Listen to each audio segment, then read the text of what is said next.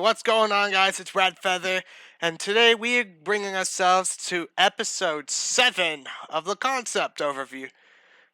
We got what we got today. We have the Living Furnace. Now, this one I recently had to rename because I felt like the name was kind of boring.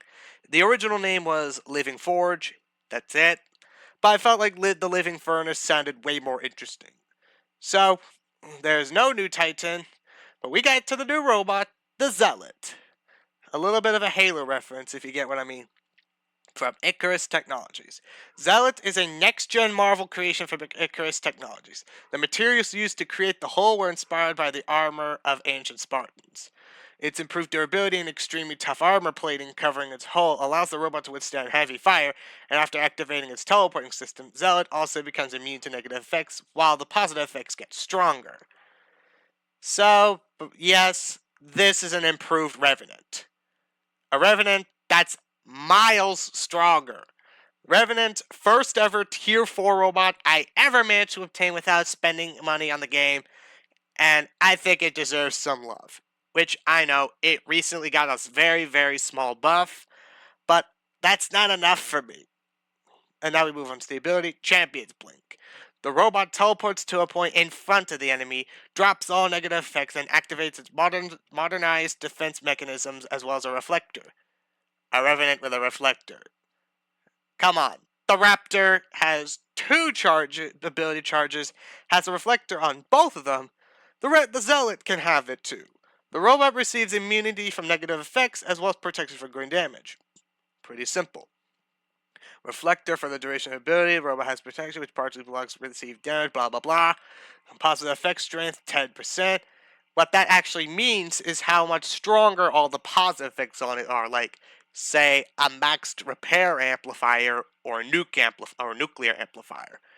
But I don't know how the Zealot is going to be because the module rework is coming out someday. We don't know when. Maybe the next update, but I'm not 100% sure. So I might have to get rid of this, but it would be interesting. 350-meter teleport distance, an 11-second duration, 95% protection from grade damage. It's not the same as the Revenant, but the lower grade damage protection thingy is to compensate for its reflector. And 90% block damage, might need to lower that down, but we'll see what you guys think. 55% return damage with a 16-second cooldown. HP 136,800, quite a lot for this thing, but someone tell me why the Bagliore, which is classified as a sniper, has almost the same durability as this thing. I could be wrong, but it's ridiculous.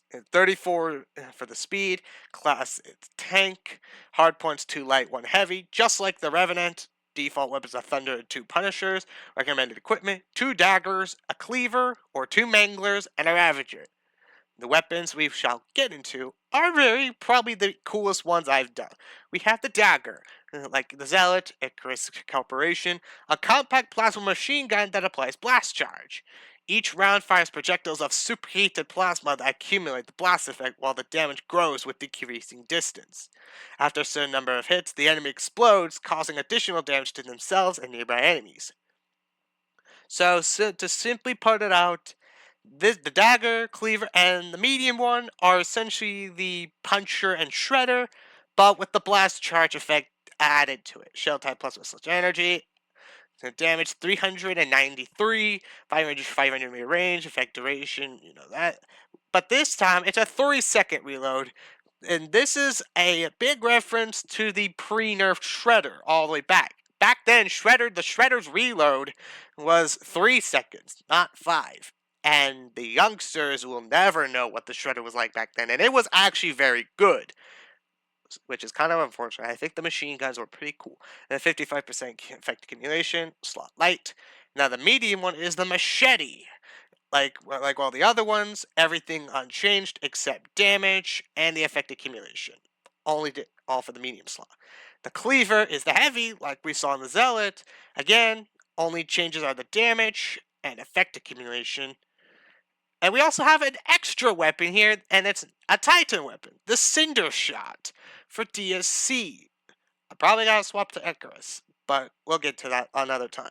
An experimental energy weapon that fires special plasma charges that track the target. The charge can be controlled by moving the robot's turret to aim, but you cannot fire another charge until the first one hits a robot or an obstacle due to design features. So, simply to explain what that means is is this tidbit here. You simply the charge still fires away, but you can like turn your robot's top turret to like control the direction of where the bullet will go to. It's essentially like the Cinder Shot from Halo Infinite, which is the inspiration for this weapon. There's no, and spoilers, there's no alpha version because the Cinder it doesn't have an alpha, and yet it's a really interesting weapon, which I certainly thought was a better way to give it an ultimate than the Squall. I get why they did the Squall for an ultimate instead of the Cinder, but I still think whenever I associate the Minos with any weapon in a game, it's the Cinder. Like that thing was a monster when it was at its peak. And shot type plasma. So energy damage 3216, 500-meter range, and 5 bullet ammo capacity with a 6-second reload. And this is the beta slot. We have the pilot, Kurothar Forger for the Zealot. This whole event is themed around like a massive blacksmith, so it clearly fits. Blacksmith's Bane. The positive effects on Zealot are stronger after teleporting. It's at 30%.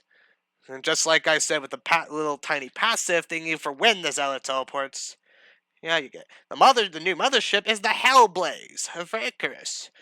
Watch as the world burns with this mothership getting your attention. Hellblaze will make sure no robot leaves without a burn or scorch marks on their paint. This mothership drops a grenade that incinerates the durability of robots that came unprepared to fight you. Yeah, it's cool. The ship ability is Slag Grenade.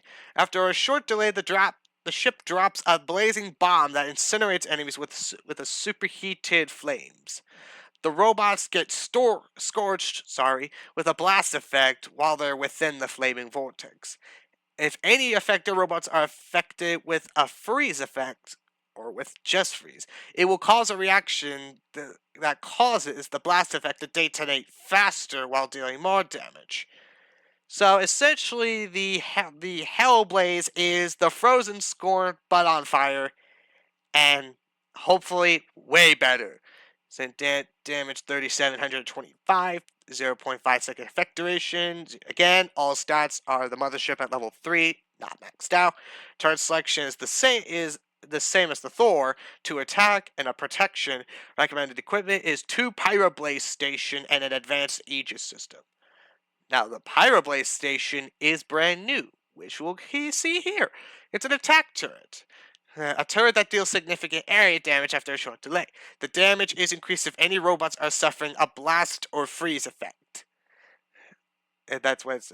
Why does it say? Why does it say Pyroblaze? Why does it say that?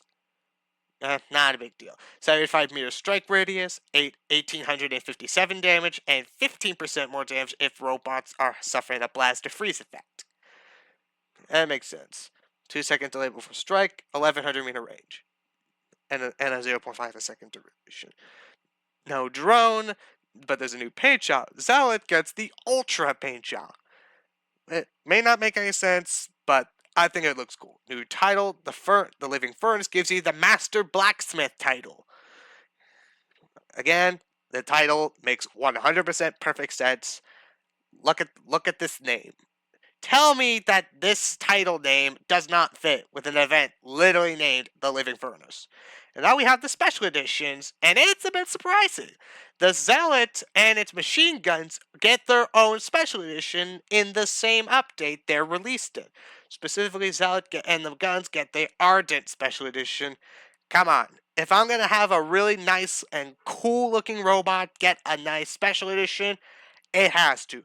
Plus, the Ardent Special Edition is also a reference to the fact that I love the Revenant so much, but I dislike the Special Edition because it's too goofy for me.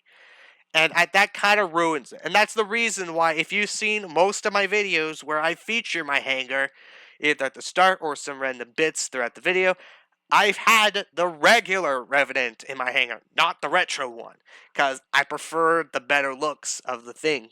Plus, the regular one was the first ever Tier 4 robot I managed to unlock without spending money.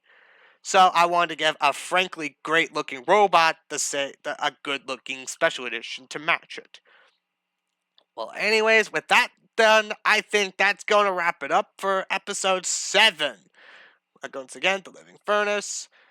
And we'll allow you to guys to tell me in the comments what you think, if there are any numbers I should adjust, or what would you like to see the Zealot into the game. Well, anyways, hope you guys enjoyed it. Be sure to leave a like, subscribe, and I will see you in the next video.